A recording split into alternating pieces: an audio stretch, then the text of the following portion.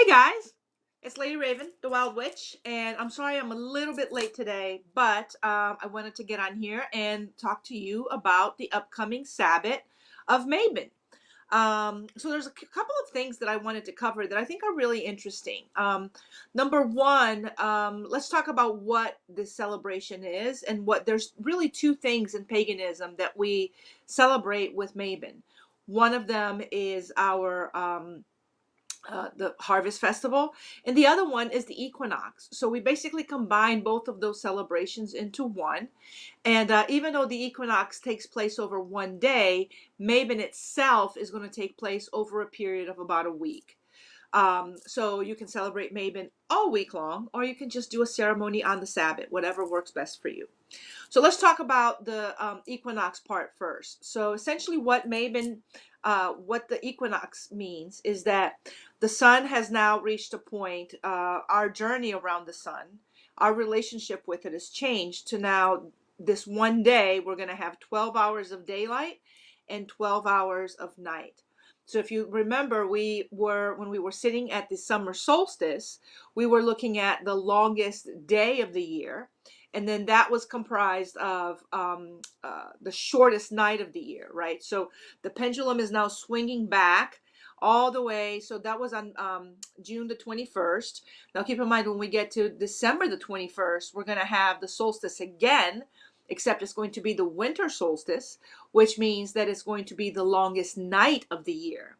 Right. So those are the two extremes every year that we run through, with our relationship with the sun. We have the longest day of the year and the longest night of the year. And all of this is because our orbit around the sun is elliptical. So this is what causes both of these phenomena. So when we're looking at an equinox, is basically the halfway point in that journey. So we are finally reached a midpoint, that now we have the equal number of day hours and the equal number of night hours, which means that after the equinox, daylight is going to shrink, and is going to be then equivalent to the longest night of the year.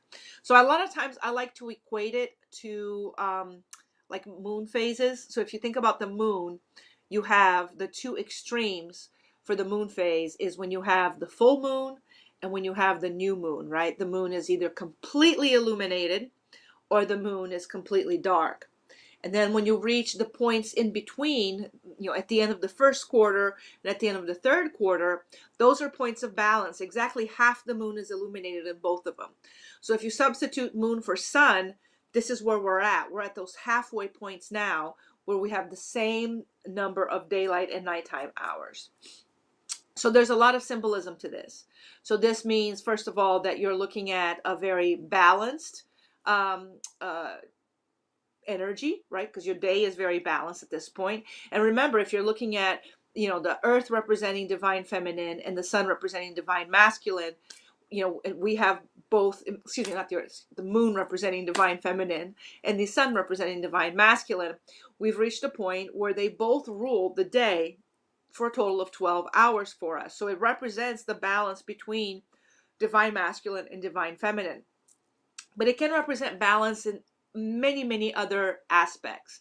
So this is traditionally both equinoxes. One of them happens in March for Ostara on the 21st of March, and then the second equinox is going to happen on Mabon, which is the one coming up this week. So those are the two equinoxes we have to work with.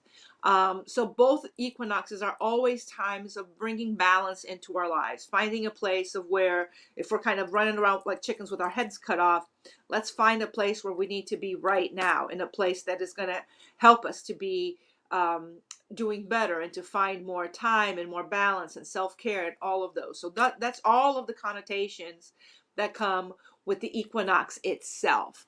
Now, it's really important to understand that the equinox and the Mabon Sabbat are two different things. They're celebrated at the same time, but they're actually two different events that happen. So like I said in the beginning of the video, the equinox is a one-day event. This year is going to happen on the 22nd, which is coming up this Thursday, I believe. And Mabon happens over a period of 1 week. So this is the difference, right? but we normally loop them in together into the same thing in the pagan community. So you can celebrate them together, but just remember that it's two different events. So let's talk about Mabon itself now. So it's what's interesting to me is the name Mabon is a recent name that was given to this holiday. In ancient times, they did not call it Mabon. And let's talk about the history of that word, Mabon. So Mabon is a word of, it's Welsh and Irish origins. And essentially, Mabon is the name of the Welsh earth goddess's son, which is the Lord of Light. Her son, the Lord of Light, is named Mabon.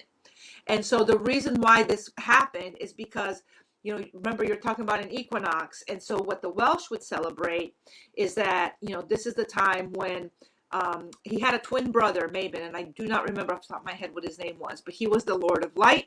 His twin brother was the Lord of Darkness.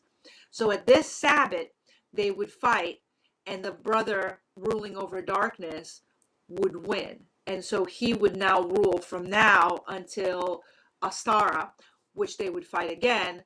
And then the other brother, the brother of light, Mabon, would take over again. So there's a lot of symbolism during Mabon as the death of the king, the death of the Lord. Basically, there's some connotations that say that the harvest is associated with that, which basically means that if he dies, and it's his final gift to all of us, is he gives us this gift of the harvest that will sustain us for the entire year. His body becomes the harvest, and this is what he gives to us. So that is one of the symbolisms for it. But it's also, it's considered a pagan Thanksgiving, and the reason for it is because everything basically is ripe at this point. So in ancient times, before we had, you know, light time and air conditioning and indoors and all that, when the society was very agricultural, and you know, and they had indoors obviously, but they didn't have air conditioning, they didn't have, you know, electricity or anything like that. This was a very important holiday, which basically signified, if you don't harvest everything that you have in your fields by this time and get yourself ready for winter, you may not survive winter. So this is a very important holiday to celebrate in terms of making sure that we are guaranteed survival for a next year. So this time they would be busy. They would be busy. So I apparently can't talk today. They would be busy harvesting the fields, bringing all the harvest in. There would be a lot of canning and type things that would take place during this time, so that they would have this food ready through the winter, that they would be able to still eat it. Excess food would be sold to be able to buy things like, you know, blankets and furs and whatever it is that they needed to survive the winter. So for a lot of families during this time in the early days, this was a very important time of the year. And there's also another superstition that goes along with it, which is any food that was left in the fields after Mabon, so after the 22nd, anything that had not been harvested yet, it was considered very bad luck to go in and harvest it. So what would they do? They would leave it in the fields and give it back to nature, basically. So Mabon, that was the day that they were racing against, because they didn't want to have that bad luck coming to them as well. So this is another, and it would take a whole community really to be able to get that accomplished. I mean, imagine harvesting fields by yourself. It would take everybody, the entire family, or sometimes you have multiple families that would be a larger piece of land. They would all come together and harvest everything that they could to ensure their survival for the winter time. And not only that, it's a time to also celebrate with those that you have worked with. So not the harvest would be followed by a festival and a feast. And there were a lot of times that also the lords of the fields, the good ones, not all of them, but the ones that were good, would provide a feast to the people who worked the fields every year. That was kind of like their big reward for all the work that they had done through the year. And this feast would generally last about 7 days. And this is where this Mabon celebration of 7 days comes into play. And so this is why a lot of times it's considered the pagan Thanksgiving, because it is a time of a bounty. It's a time of a lot of food, and it's a time about celebrating and sharing this food with all of those around you. Now, there's a lot of other symbolism that comes into play. You know, the cornucopia, for example, is a symbolism of the bounty, of the I don't want to say excess, but the, you know, all of the food that you have received, so that you have one day in the year, one week of the year where nobody's going to go starving because there's all this food. And some of it has to be eaten right away, and some of it can be saved for later. It was a time to celebrate the different methods of preparation they had. So for those of you who want to celebrate Mabon, maybe with canning something, this is a great way to celebrate Mabon. Go make, one of the things I love to make at Mabon and can is apple pie filling. So you can build an entire ritual and ceremony around canning and around creating either apple burr or apple pie filling or whatever else you want to can, pickles, anything like that, if you can. I love canning, so I think it's really fun for me. And then another thing you can do is do a celebration to celebrate with your family, right? A big meal. So one of the things I'm going to do this year, because my husband works second shift, is on the Sabbat of Mabon itself, I'm going to do some canning. But then on coming Saturday, when my husband doesn't work, I'm going to go do my big ceremony.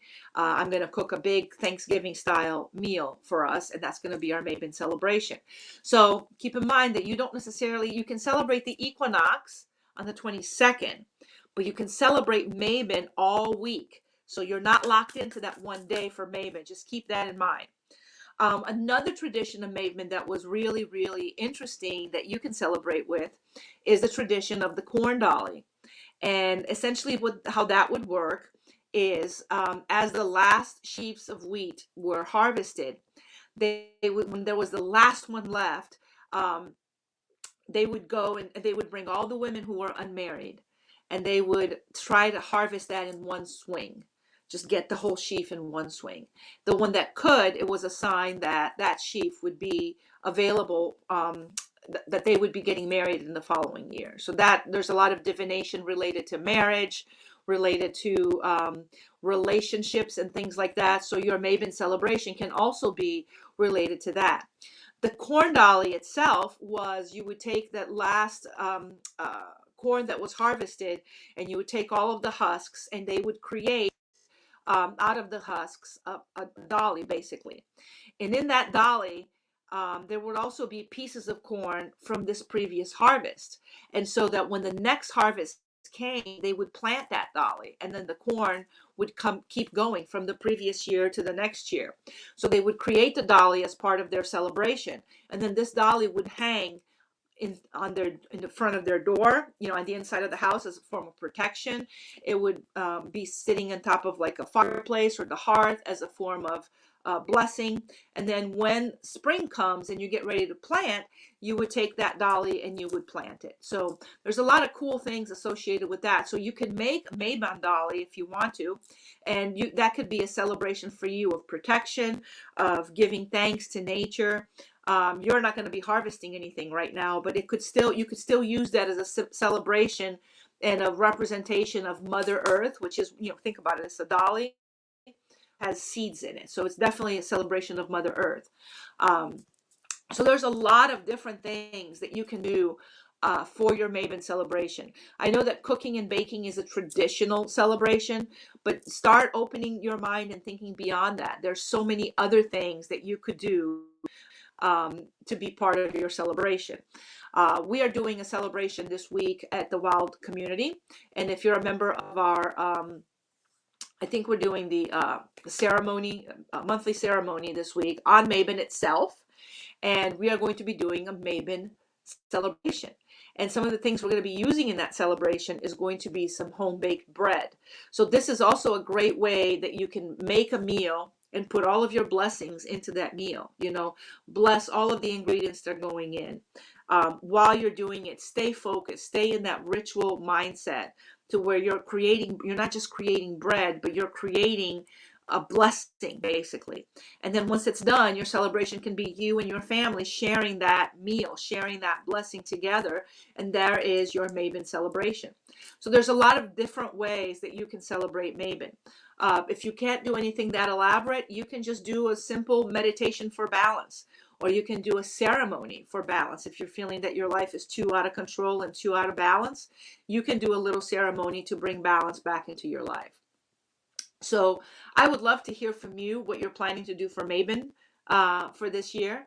And hopefully, I'm hoping that you will join us at the Wild Community during our Mabon celebration, which I would love to have everybody there. And I think we're going to be taking like 4 different food items that we're going to be using to represent the 4 different types of harvests that we get from Mother Earth, and to give thanks and to kind of give back a little bit.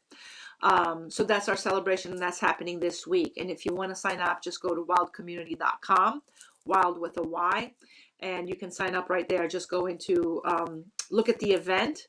If you go into the event tab and you look at the event, and then you can just click the event link and it'll take you right there to sign up if you want to. But anyway, I hope that this was helpful for you, and I hope that you are planning a good Mabon celebration, and I hope that you have a great time in your Mabon celebration this year. If you have any questions whatsoever, don't feel free to reply to this video and put the questions in here, and I will be more than happy to answer you, or you can private message me at the Wild Community, and I will be more than happy to answer you there as well. And this video will also be posted there. All right, guys, thank you so much for joining me. I so appreciate it, and I hope you all have a fantastic week. All right, bye-bye.